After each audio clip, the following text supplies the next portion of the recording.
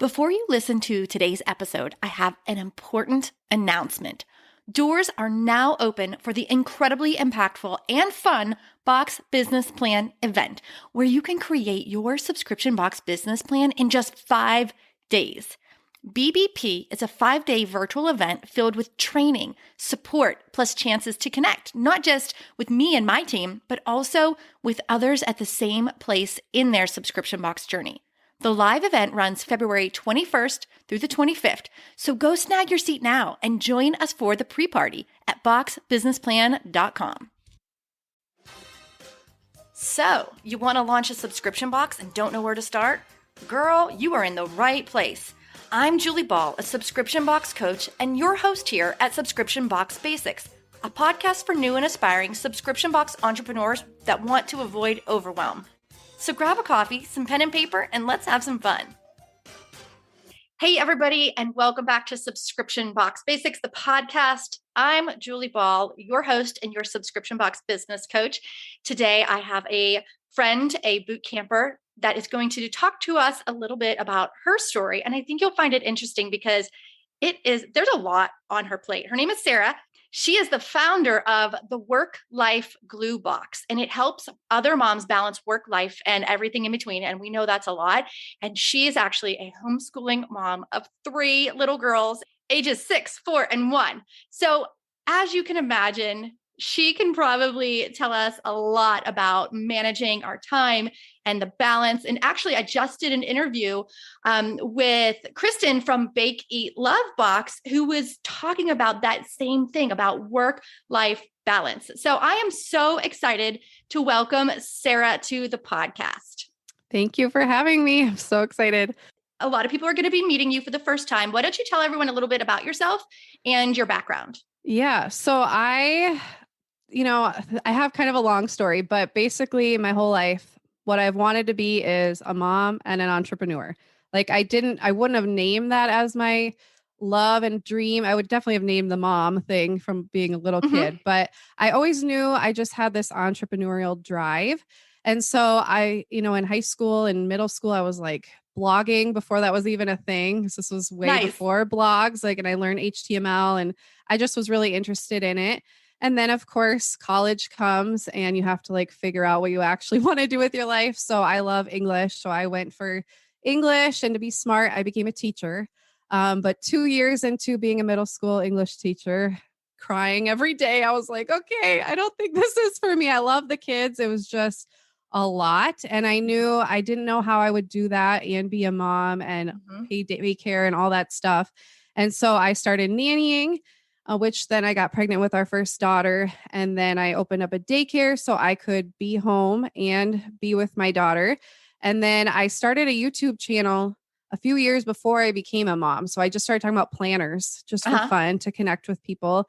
And that slowly over time, talking about my life. And I kind of got more focused about 5 years ago, and Work-Life Glue actually became a thing. I had a different name at the time. And I really honed in on helping moms balance work life and everything in between and create balance. That's something I've always been super passionate about. And I've always wanted to actually create a business around that. So I've tried selling online products, but I'm like, I just really want a store, but I also want to teach, and I want a community, and I want all the things. And then I don't really know how I stumbled upon subscription boxes and your podcast. I wish I could remember exactly what happened.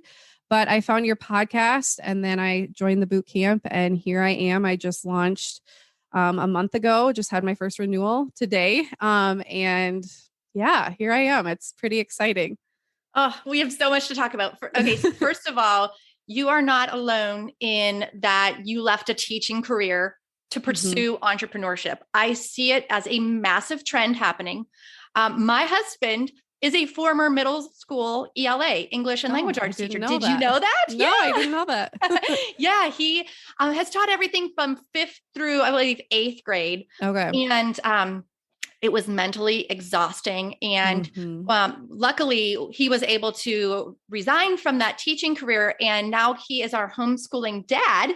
So we have a 10-year-old. Awesome. And so he runs our homeschool, and he runs the operations for Sparkle, Hustle, Grow. So you have that in common. We have several subscription box bootcamp students that are either teaching and they do their box business as a side hustle, or it was like their exit strategy. So you're in good company. Yes. And so that's really, it's super exciting that you took the leap, you did it. So let me ask you a couple questions to unpack this. So you had a business before and an existing audience, right? Before you launched the box. So what did that look like? So for the most part, I was doing YouTube videos. Then I launched a podcast about a year and a half ago. And I was also, so I had like a daycare niche for a while because that's what I was doing. I was pumping out videos about that. And then I actually closed the daycare down. I was pregnant in 2020 when everything happened. And it was just too much. Everything on my plate was way too much with being pregnant and the pandemic and families leaving. And, income was just so crazy. And so I was like, it's now or never. Let's figure this out. And I think that's when that's when I started looking into subscription boxes. Okay, awesome. So tell us then what your box actually, like what's in it, who does it serve, and what pain point does it solve? This was the hardest part for me, was figuring out what will actually be in the box. Because I love, I'm online, I'm on Instagram, I'm on YouTube, and people are always asking me, what are you getting your girls for Christmas? And what do you use for this? And so I love sharing things, but I've never wanted that to be like my income. I make a little bit of money off of Amazon affiliates, but I don't like the idea of selling things just to sell them, and just to recommend and then make money. I'd much rather curate something or create something myself and sell it. So coming up with exactly what I wanted in the box was the hardest part, but I think really figuring out who my audience is, what kind of questions people have been asking me. And it's really, I came up with like the 3 Ps. So I have 4 practical products in every box. So we're going to be focusing on a different area of life every month. So for example, this first month was all about time management because every human on earth needs to figure out time management. Agreed. So I have 4 practical products to help with that. Then I have 1 pampering product because what mom doesn't need more pampering in her life? And then 1 parenting product, which I am big on my channel because I did daycare and I'm a mom to 3 little kids. I love creating rituals and finding really easy ways to bring people together. And actually, your husband and your daughter's box was a big inspiration too. Just kind of seeing how they've put stuff together to bring family together kind of inspired that too. So the parenting product, it's not really parenting, but the P fits because parenting is a lot about relationships. So I guess it does fit with that. So it's like a game, a puzzle. This first one, because it's time management, I have a page a day calendar with like fun facts and things that I found. So it's like a daily thing they can do. And then I also include like an inspirational quote to go along, like a little printout card to help inspire throughout the month as well. Plus I have a community. So your Sparkle Hustle Grow box inspired me to kind of do something similar, but for busy moms, especially working moms, which is my audience. I love that. I bet that community is just super inspiring and helpful. I just really think that we're meant to do life together. And especially as moms, like when you're going through a tough season as a mom, who's the first person that you turn to is another mom. So I love that you do that community. So, all right. So let me ask you this. The audience that you spoke to through like your YouTube channel, for example, was that the same audience that you were building this box for? Yes. Yeah. So I definitely wanted to utilize that. So I wasn't starting from scratch.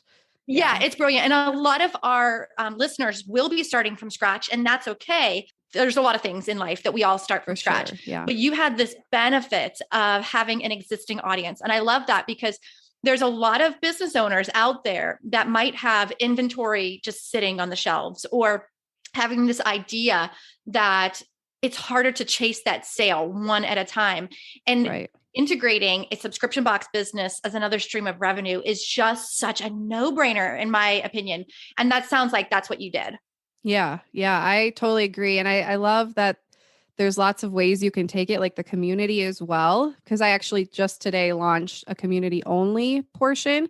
So for people who don't want the box, but just want the community, and that's super passive for me because it's already there. And I've had so many people want coaching and things like that. So now I'll just direct them to the group. So it's Love a that. win-win-win. Oh, that is such a good idea. Love it. Okay, so let's talk a little bit about your launch story because this has got to be fresh in your mind because you Yes. just launched, right? Yep. So, you already told us about like how you came up with the idea and that you had an existing audience, right, to talk to. So, Yep. tell us about how you kind of announced this new product that you were providing them and how you got them excited and along for the journey so that they were like prepared and like excited and ready to subscribe. Yeah. So because I have YouTube, I did a YouTube video. I started talking about it on Instagram. And then I created, finally, I've been wanting to do this for years, to have an email list. So Good I job. got, I funneled people onto my email list. And then I was doing weekly emails where I was not just talking about the box, but I was trying to give sneak peeks and stuff like that. Cause I was keeping it very under wraps because I wanted my first subscribers to really get the full experience. But I also wanted people to kind of have some sense of what they were buying because it's not like free, it's not like Right. $5. So I wanted them to kind of have a sense of what they were getting themselves into. But then I also tried to include just extra content for them for free in the email list. And then I also just put my videos and podcast episodes on there too. So it was a great way to have everything in one. And so that was the hardest part for me, probably was figuring out how, because you lay it out really nicely in the course, but then still when it comes time to actually do stuff, and especially already having an audience for me, it was a little different because I wanted to make sure I had the money and make sure I had the right group, but then also make sure I had enough time to get all the products. And then I launched right at Christmas. So, Okay. that was a whole other change I would have made looking back. But originally, I think I announced end of October, beginning of November, and then I shut it down early December so that I had all December to not get any more orders and completely get overwhelmed. And then I actually sent the boxes like 2 days after Christmas. Okay. So it was quick turnaround. We all had strep throat. Like it was kind of a crazy. We had a power outage a week before for 48 hours here in Minnesota in the winter. So I had all my boxes in my office under all our pipes that have like had issues before. So I like moved them all out, stayed in a hotel, like, when am I going to pack these boxes? But it's life, especially if you're working from home, these things happen and you just got to roll with it. But it's a great story and it's a great learning experience moving forward of what to do and what not to do and how to prepare and things like that. That is a great story. And you got the boxes out. Everything's fine. Everything's You know what I fine, mean? yep. Like things happen like that all the time. And I think as a subscription box business owner, because we have that same routine month in and month out, it's inevitable that things are going to happen along the way. So Yes. it's always really good to have a plan B. And just a quick example of that is with all the supply chain issues, we are kind of planning ahead by having an extra product in-house. And yes, that's out of pocket, but it's Right. this insurance. It's almost like this insurance that if something doesn't show up on time, I can use this product instead. And I'll use that at some point along the line, whether it's a plan B, and we just use that product for replacement, or we'll work it into the actual plan. But we're just seeing so many supply chain issues that was one of the things proactively that we decided to do. Okay, so we talked about your actual first month in business. We know you had some challenges, but what about during that pre-launch? A lot of our listeners are in that pre-launch stage right now. Talk to us about some of those challenges, how you worked through them.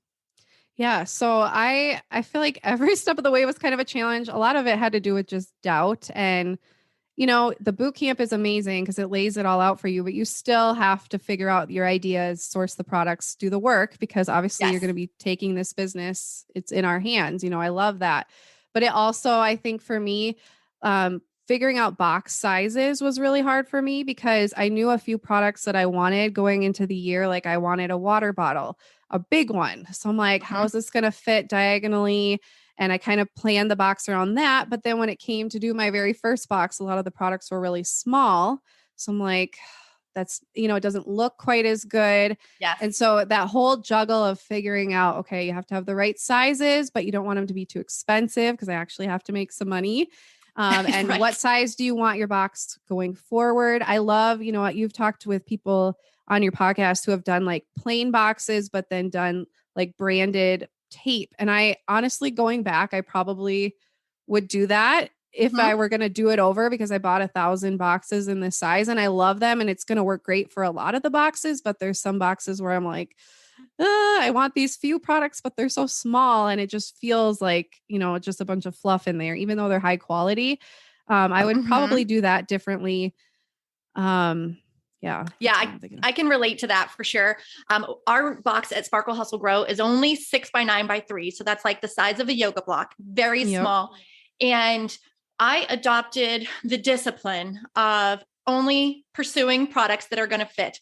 And that means that I have to say no to some products that I really, really want to put in there. And that was just something that I had to like get over and be disciplined on, because it's a business, not a hobby. And I wanted to make sure that the numbers made sense for shipping, for buying boxes, because the larger the box you buy, the more that costs as well.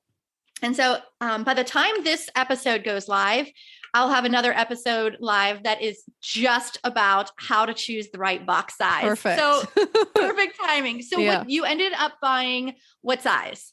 So I have 10 by 8 by 4. And so you have them custom printed, right?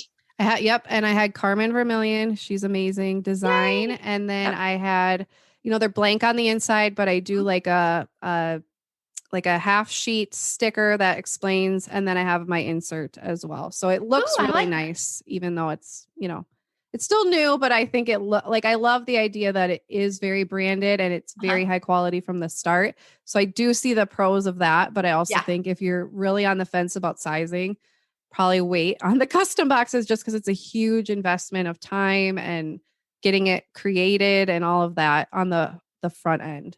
Yeah, I think that's really, really good advice. Okay. Did you have any other challenges during pre-launch? Mostly just doubt. I think, especially because I have an audience. I think most people going into this, if they don't have an audience, like if they get 5 subscribers, they're like overjoyed, which I was, don't get me wrong, but I had a number in my head of 100. And when I first launched that first day, like I was crying because I was so excited. I had poured months and months into this. And then I got like 5 the first day and I was like, oh no, what am I going to do with my life? Like, am I going to have to go back to work? Like I had all these fears because I'm like, eventually I have to make some kind of income. But over time, I think that was a great learning lesson that, a lot of people wait to buy to like the last second. And so once I finally was like, okay, I'm closing it tomorrow, then I got like up to 60. So I was like, okay, this is a lot better. That's amazing. Okay. The lesson there is we have to, in our marketing, share the sense of urgency, whether that's, a limited quantity, or maybe that's a timing, like closing cart now. Do you intend to do an open cart, closed cart in the future, or will you leave it open all year round? I think I'm just going to close for like that last week of every month for now. I'm still getting the hang of it all. And I ran into some issues too, like when I went to ship and not having enough. And so I'm like deathly afraid of that now, because that was crazy with shipping and everything. So, so mostly it'll be open. But like I just today, before we even got on here, was telling everybody here's a discount code, and trying to get people on the front end.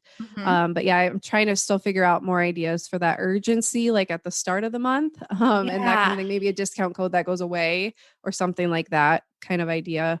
And I think another lesson here is that you as the business owner have control. Like you can close your cart or cap the number of subscribers that you accept, if that's what you need to do to manage your new business. As you roll out month after month after month, you're going to start getting into your monthly rhythm, into like a routine that becomes familiar. You'll be able to project better. And I bet that, if we revisit this 6 months from now, you'll be like, oh, I'm open all month long. And this is how I manage that timing. Right. And there's always going to be times of the month too, that are going to be busier than others. And so December is a great example. Like the first week of December is, it starts to ramp up. That second week of December is when everybody's doing their Christmas shopping. Right. And then there's like those last minute orders that, buy the day before Christmas and expect it to be under the tree the next day, which is so funny. But it happens. So we talked about some doubt here, and I definitely think that there's a lot of mental challenges when it comes to running a business, running a subscription box business, and doubt, fear, those are all part of them. And I think that, you went through a roller coaster recently because you had your first renewal day. Yep. Yeah, I did today. And you survived. Yeah, I survived.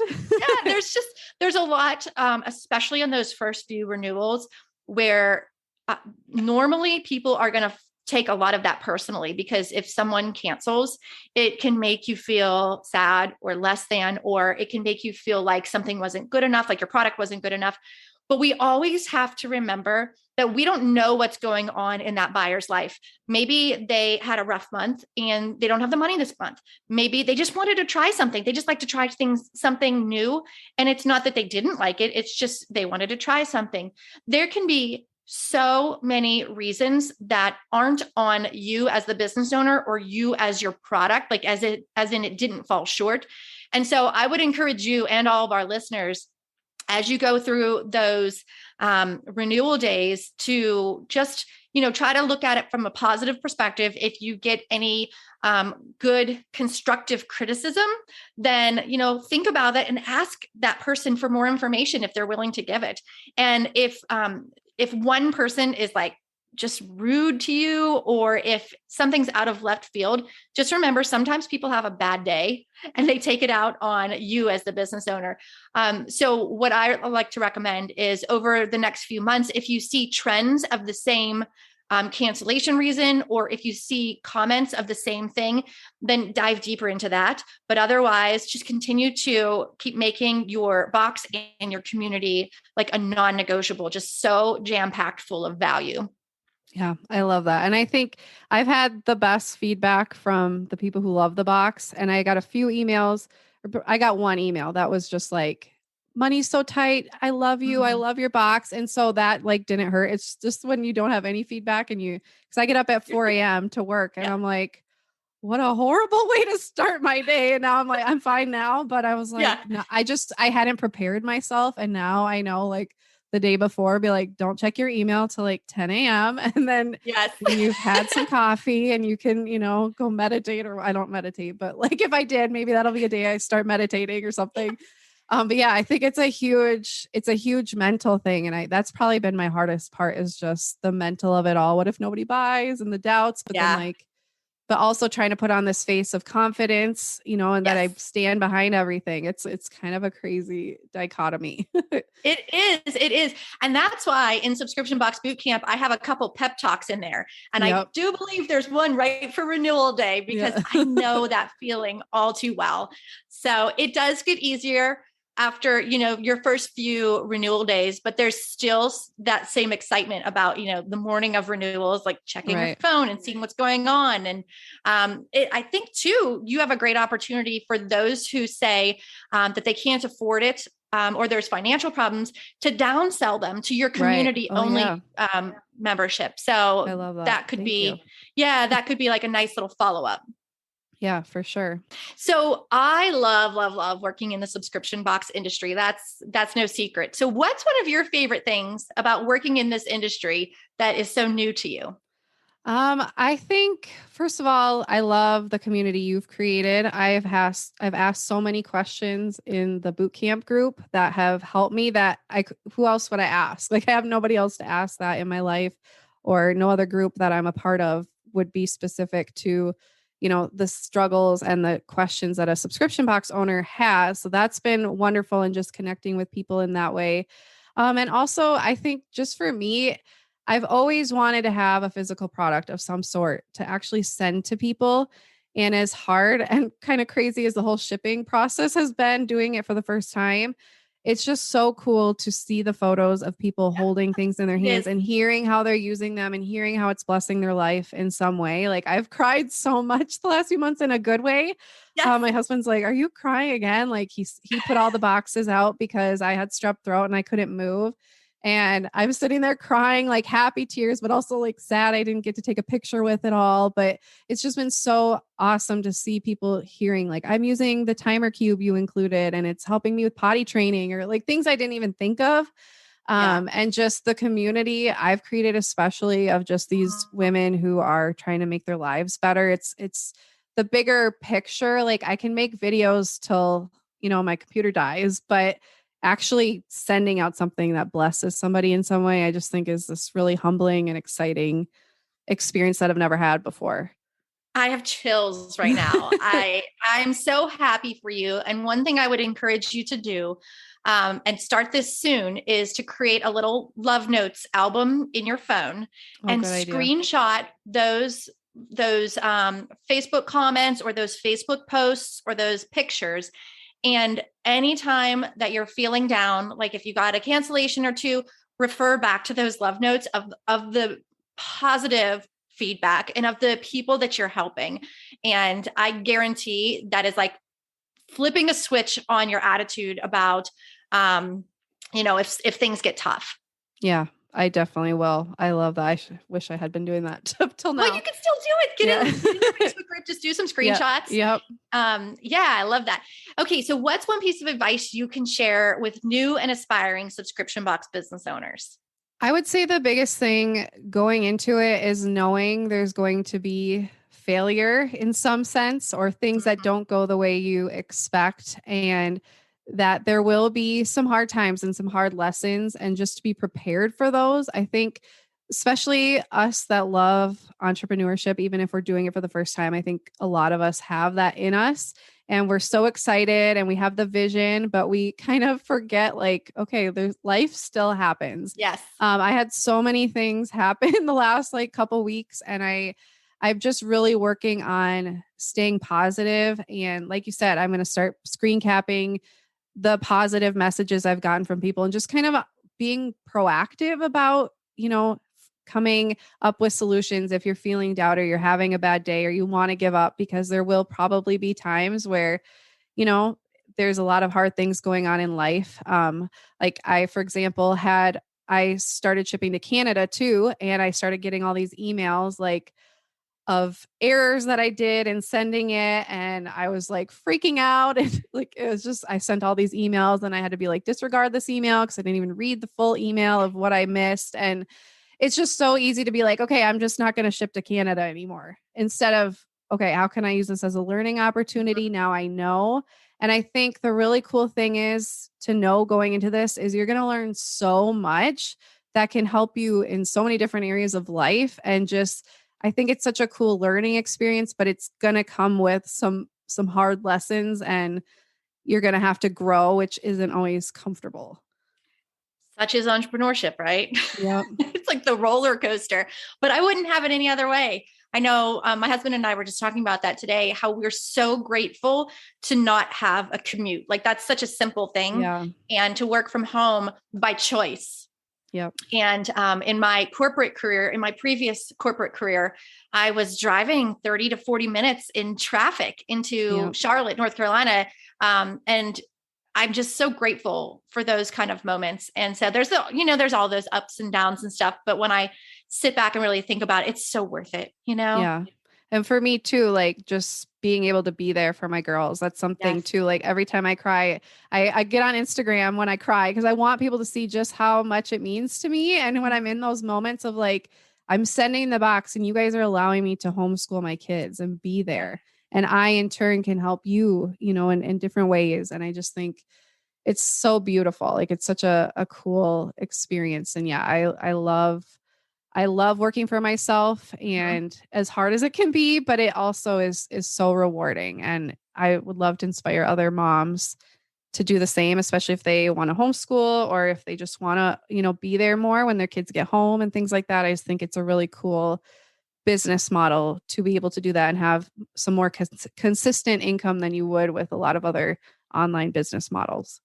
Well said. And you can include your kids in the process. Yes. So McKenna gets tons of the products, whether we choose them for the box or if it was a sample that we got that wasn't going to be a good fit. She always wants them. She, when I launched Sparkle Hustle Grow, she was just starting in kindergarten, but it was she was at home with me a lot. And so she was my chief sprinkle crinkle officer. Like, you know, she was so excited to put the sprinkle or the crinkle cut in there. Yep.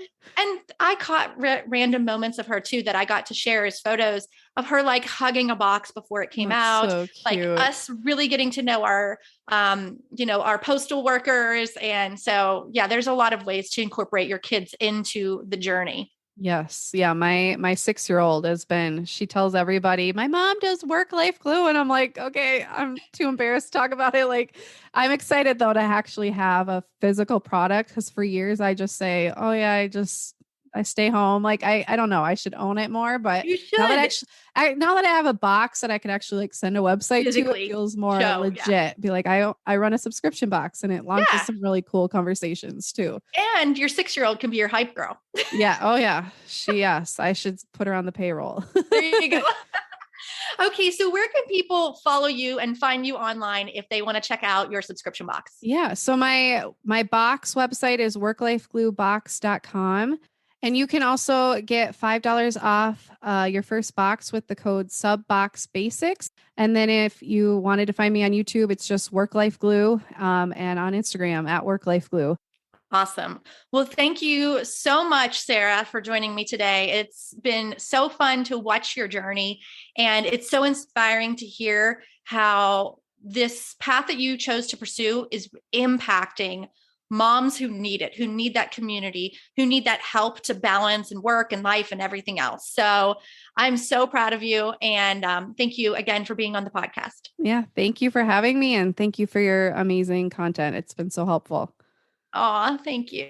All right, guys. I hope you enjoyed today's episode. Make sure to go check out the Work Life Glue box. We'll make sure that we put all the links in the show notes, and we'll see you in the next episode.